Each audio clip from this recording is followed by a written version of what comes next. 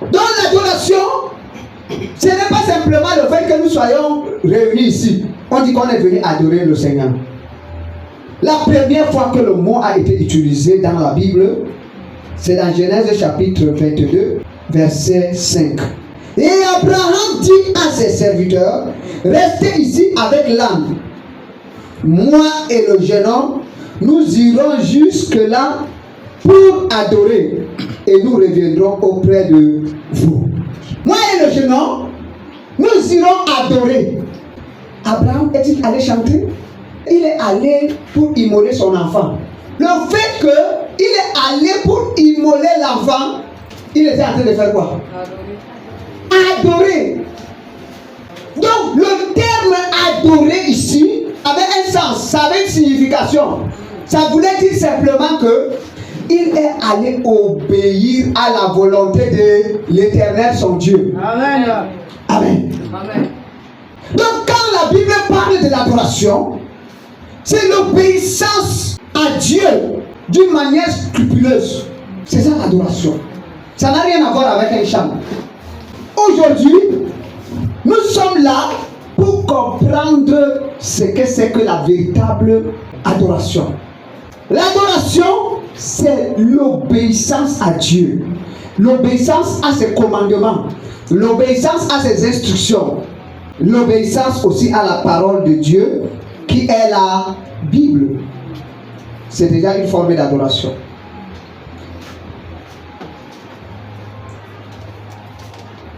Il y a beaucoup de gens qui chantent, mais ils ne sont jamais en train d'adorer. Parce que ce qu'ils disent de leurs lèvres n'est pas en conformité à ce qui est dans leur cœur. Parfois, je vous dis ça ici. Je me prosterne devant toi. Tu es debout, tu dis que tu te prosternes, tu joues quelle comédie? Le mot prosterner vient du grec prosterneo, qui veut dire quoi? Face contre terre.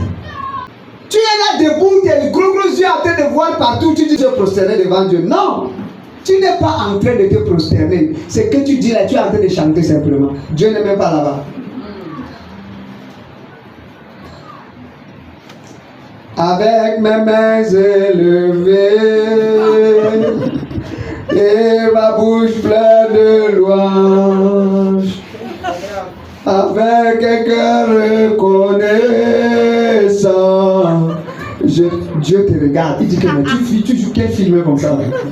Lui-même il wanda sur toi.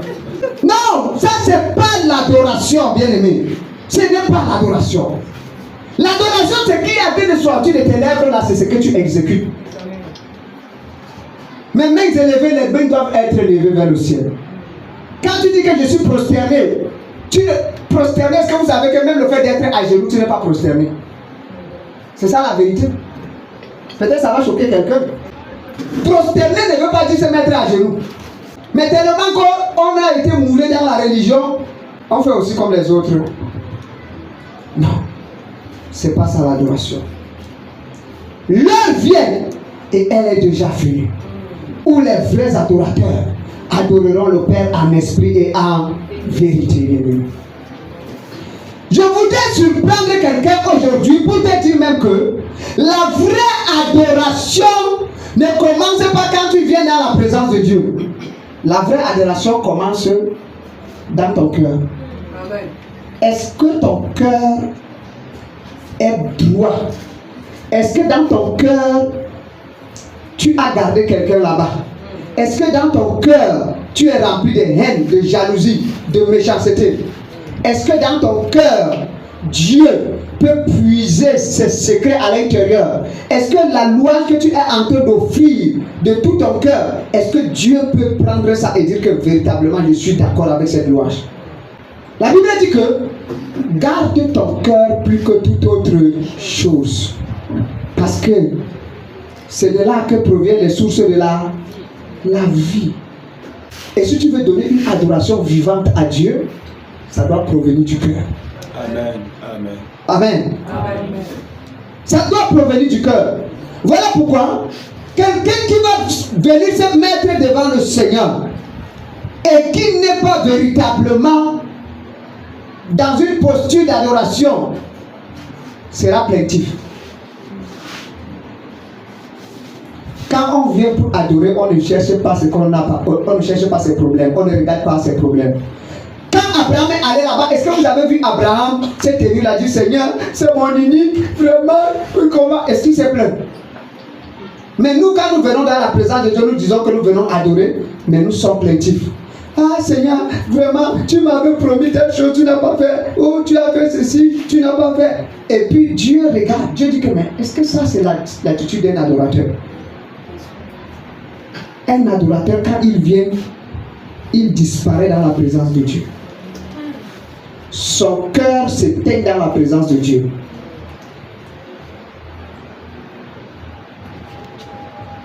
Il ne cherche plus son intérêt dans la présence de Dieu. Il cherche à faire ce qui va plaire à Dieu. Est-ce que le fait de sacrifier Isaac n'était pas un problème pour Abraham? Ça en était un. Est-ce que le fait qu'il a laissé sa femme à la maison, il ne va plus rentrer avec l'enfant là? Vous êtes sûr que ça ne devait pas créer un divorce? C'était encore là un autre problème. Qu'est-ce que le village devait dire? Aujourd'hui, voyage avec ton enfant, tu ne reviens pas avec cet enfant-là. Et puis tu viens dire à ta femme que l'enfant est perdu. Mon mari est dans la secte, il est parti avec l'enfant. Il est allé vendre l'enfant là. L'autre jour même, j'ai trouvé une calebasse noire en bas de son lit. Je me disais que l'homme là, pourquoi il fait les choses comme ça? Mais il m'a montré maintenant que vraiment c'est un sataniste. Est-ce que vous comprenez ça? Oui. Peu sont des hommes qui comprennent la volonté de Dieu. Et même quand tu comprends, quand tu es marié, tu peux comprendre la volonté de Dieu alors que ta femme ne comprend pas. En ce moment, ça devient là une bataille dans ta propre maison. Parce que quand tu dis A, la femme dit Nyak, il n'y a pas de A ici. Ça ne va pas se passer comme tu veux là. Bien aimé dans le Seigneur, tu n'adores pas par rapport à la position de l'autre. Tu n'adores pas par imitation. Tu n'adores pas pour plaire aux hommes. Quand tu veux adorer, ton esprit doit être connecté à Dieu parce que Dieu aussi est esprit. Amen. Il y a l'adoration qui se limite à la dimension du corps. Il faut prier 5 fois par jour. On parle comme le front, on se lève. C'est l'adoration. Parce que c'est écrit dans leur livre. C'est une forme d'adoration. On parle, on cogne le front et on se lève, on se lève. C'est une forme d'adoration. Mais est-ce que c'est en esprit? Non. C'est le corps qui adore. Parce que ça fait des gestes. Il y a l'adoration au niveau de l'âme. Quand une adoration arrive au niveau de l'âme, ça implique ici les émotions, les sentiments, la volonté. Amen. Vous voyez quelqu'un se lève, il part, il jeûne. 3 jours, il ne mange pas, il ne boit pas. C'est déjà l'adoration au niveau de l'âme. Son âme ne mange pas, ne se nourrit pas des mains. Il est là en train de dire Seigneur, je suis venu pour prier pour le réveil. Seigneur, pour t'adorer, afin de susciter des adorateurs partout dans le monde. Des jours et des jours, il est couché à même le sol. Alors que les autres, ils sont sur des matelas orthopédiques. Lui, il est couché. Il est sur les montagnes, en train de souffrir sous le soleil, en train de prier. Ça, c'est l'adoration au niveau de l'âme. Les jeûnes, les prières à tout temps. À minuit, les autres dorment, lui, il est debout, il est en train de prier. Ça, c'est l'adoration au niveau de l'âme. Mais il y a la dernière dimension de l'adoration. C'est l'adoration au niveau de l'esprit. L'adoration au niveau de l'esprit, c'est cette adoration-là qui touche Dieu. L'adoration au niveau de l'âme va t'ouvrir les portes de l'adoration au niveau de l'esprit. Parce que sachez que les 3 types d'adoration, tous les grands hommes de Dieu sont passés par là. Tu commences au niveau du corps, tu entres au niveau de l'âme, et puis tu entres au niveau de l'esprit. C'est pour cela que vous allez voir certaines personnes, quand ils viennent pour prier, ils se mettent à genoux. Ça, c'est au niveau du corps. Ça ne veut pas dire que si tu ne te mets pas à genoux, Dieu ne va pas t'exaucer. Est-ce que vous comprenez ça? Voilà les dimensions d'adoration. L'adoration au niveau de l'esprit, c'est que ton esprit à toi s'élève. Ça s'élève. Ça s'élève. Ça s'élève. Jusqu'à capter les fréquences du ciel. Jusqu'à capter les fréquences de la divinité céleste. Jusqu'à capter la fréquence du Père de notre Seigneur Jésus-Christ. Dès que tu captes la fréquence, c'est comme si tu étais en train de chercher une fréquence radio. Tu tournes, ça fait dès que ça fait là, tu commences à écouter les paroles. Parce que tu as capté la fréquence. C'est comme ça en esprit. Et ce qui fait donc la différence ou bien la sensibilité entre les hommes de Dieu, c'est donc cette fréquence. Il y a des gens qui ont la capacité de capter la fréquence du ciel pendant que tu lui parles. Il y a d'autres personnes qui ont la capacité de capter en quelques minutes. D'autres ont la capacité de capter peut-être quand ils sont dans la prière. Vous voyez un peu? Oui. Quand ils ne sont pas dans la prière, ils ne captent pas. D'autres gens, tellement que leur esprit est dispersé, ils commencent à capter la fréquence du ciel seulement dans les rêves. Est-ce que vous comprenez? Quand ils dorment, c'est à ce moment que vous allez voir, Dieu va libérer le ciel. Et dès que le ciel est libéré, comme Dieu voulait les parler, mais il n'avait pas la capacité de capter ça, Dieu vient dans les songes. Dieu vient les parler. Amen. D'autres personnes aussi, ce n'est même pas qu'ils ne veulent pas, mais ils n'ont pas la capacité. Parce qu'il faut comprendre que le travail spirituel est un travail évolutif. Et ça nécessite beaucoup de travail. À chaque fois que vous voyez un homme spirituel monter, vous allez écouter, quelqu'un va dire que il a fait tel jour, il n'a pas. Dernièrement, j'étais en train d'écouter une vidéo de Tibi Joshua, quand il a fait 40 jours, 40 nuits sans manger, sans boire.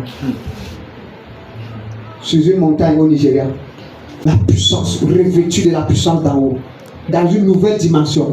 Chaque fois qu'un homme de Dieu veut entrer dans une nouvelle dimension de manifestation de la puissance de Dieu, il faut qu'il paye un prix qu'il n'avait pas payé auparavant. Et à chaque fois qu'il va entrer dans ce sacrifice, il va sortir, vous allez voir une nouvelle chose que vous n'avez pas vue avant. Un homme qui a payé le prix dans l'adoration, c'est quelqu'un que vous le vouliez ou pas. Vous allez souffrir de son élévation. Un vrai adorateur, ce n'est pas quelqu'un qui connaît chanter. Un vrai adorateur, ce n'est pas quelqu'un qui connaît prier. Est-ce que vous me comprenez? C'est pas ça un vrai adorateur. Un vrai adorateur, c'est quelqu'un qui connaît obéir à Dieu dans ses moindres variations. Dieu dit que tu te lèves le matin, tu es en train de faire ton petit déjeuner, les œufs sont au feu, tu es en train de frire. Dieu dit qu'aujourd'hui tu ne manges pas. Et tes regards seulement va te couper. C'est ça un adorateur. Quelqu'un qui a la capacité d'obéir à Dieu, même si ça ne t'arrange pas. Tu te lèves, tu arrives à Toulouse, tu as déjà payé le billet, Dieu dit que tu es entré dans le bus, tu t'assois, Dieu dit que descends. Là où tu parles, je ne veux pas. Prends ton sac seulement, rentre à la maison. C'est ça un adorateur. C'est vrai, j'ai déjà payé le billet, il y a des gens qui ont payé le billet d'avion, Dieu les a dit de rentrer, ils ont abandonné, ils ont rentré. Toi, le billet de train ou bien le billet de bus qui t'est ici, tu dis que tu n'abandonnes pas. Parce que tu n'es pas prêt à obéir à Dieu. Est-ce que vous comprenez? Donc, la vraie adoration ne peut pas être dissociée de l'obéissance totale à Dieu. Je n'ai pas dit l'obéissance partielle. Ceux qui obéissent quand ça les arrange ne marchent pas longtemps avec Dieu. Dieu ne marche pas comme ça. Abonnez-vous à la chaîne YouTube Prophète Anissé Loabé officiel pour ne rater aucune de nos prochaines vidéos. N'oubliez surtout pas de cliquer sur la cloche de notification et de liker. Que le Seigneur vous bénisse richement. Shalom.